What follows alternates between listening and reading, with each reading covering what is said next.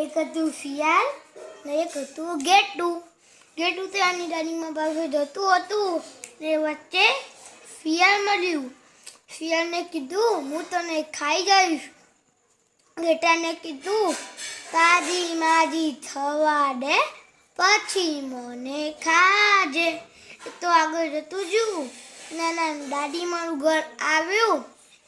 એ તો આવ્યો ને તાજો માજો થયો ને દાદી માને બધું કીધું. દાદી માને ઢોરના અંદર પૂર્યો, બેસાડ્યો અને ધક્કો માર્યો. એટલે શિયાળ તો આવ્યું. એટલે શિયાળને તો કીધું કે તમે ઘેટાને જોયું?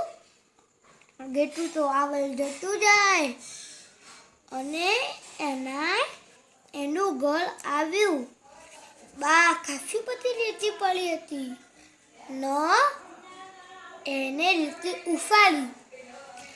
પેલા શિયાળનો આંખો થતી જઈ અને એ જતું રહ્યું.